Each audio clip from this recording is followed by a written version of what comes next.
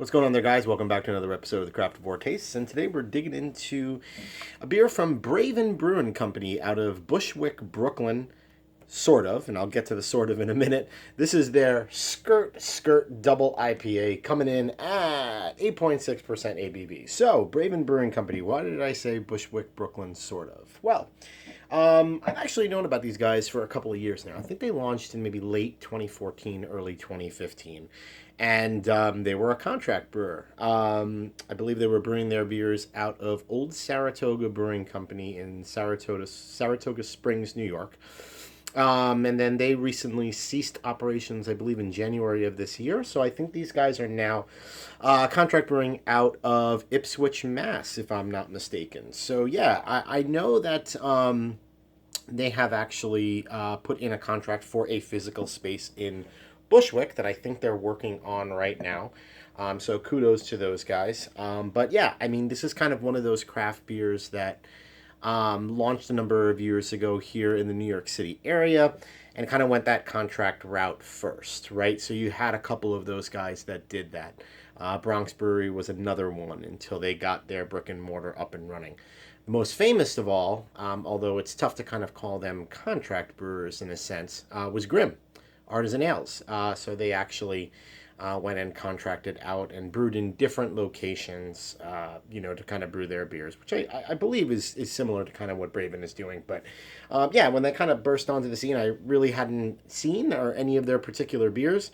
Wasn't really able to kind of come across or buy them, but I know that they, you kind of went on their, in their social media and they did a lot of sponsorships for music and things like that. And I don't know. I kind of felt that like a lot of their marketing, so to speak, was centered around culture and things like that, and didn't really speak about the beer too much. And so but I understand they were building a brand. That's a marketing thing. But anyway, so I was able to get my hands on Skrrt again, which is double IPA coming in at 8.6% ABV, and I figured, what the hell? I'd really like to try one of their beers. I've never had it before. So let's go ahead and get into this review.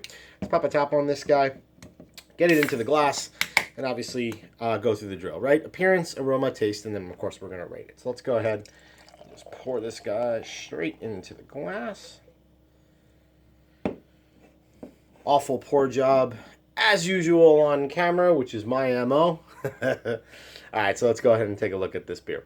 So beer is coming in at a medium plus kind of gold color. Has a couple of fingers of kind of fluffy, nice white head right here. Got a little bit of haze going on. I mean, nothing really too crazy, just moderately hazy, kind of something more along the lines of a chill haze, right? I don't think this was brewed at all to be, kind of a New England style or anything of that nature. I can already smell the beer right now. I'm getting kind of a little bit of a sweetness from those malts, so I'm thinking that I don't know much about this double IPA outside of just from the look and kind of the nose coming off it right now. I'm thinking maybe West Coast in nature, so interesting. Haven't had a West Coast IPA in a while, so let's go ahead and give her an aroma. Yep, so that's West Coast. So what I'm getting right now, obviously, is getting a tremendous amount of kind of pininess, a little bit of kind of grapefruit going on, and then a pretty heavy malt characteristic, right? I'm getting some nice kind of sweetness, even some kind of like some caramel notes coming off there. So, obviously definitely different in terms of IPA style than what I've had recently. Not different in terms of, style in and of itself, but, obviously lending itself a little bit more towards maybe old school-ish or even a little bit of kind of West Coast IPA than what's coming traditionally out of the Northeast these days. So it smells pretty nice. Let's go ahead and give her a taste. Cheers.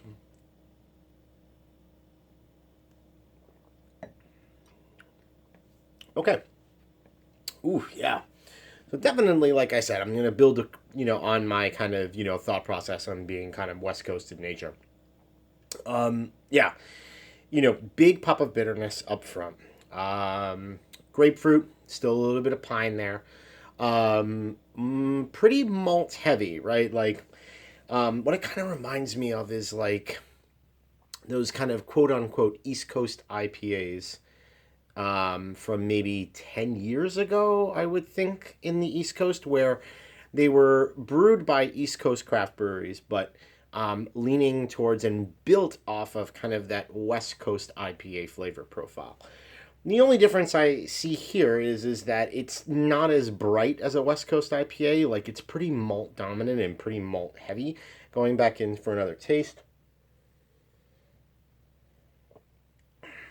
Yeah, and it's, the malt is kind of falling back in a little bit more of kind of caramelly, almost kind of toffee kind of notes. It comes across as 8.6, or excuse me, it is 8.6% ABV, and it kind of tastes every single bit of that.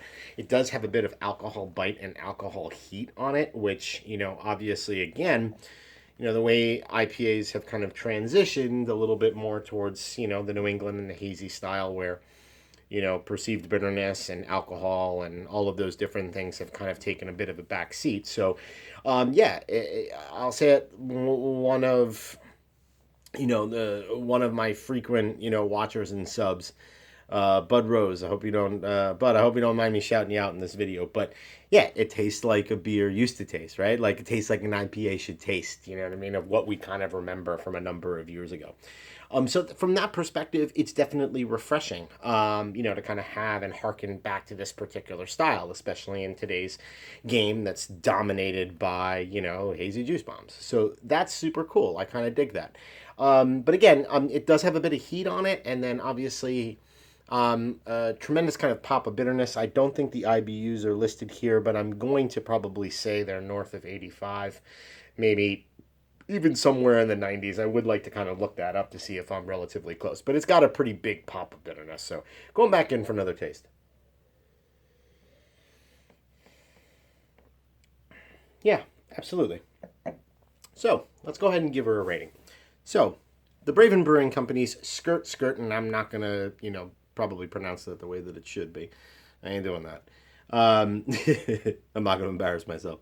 But, yeah, I mean, at the end of the day, these reviews are tough, right? Because the beer is to style of what, you would consider a double IPA from a number of years ago. That I mentioned, obviously kind of leans heavy on West Coast characteristics.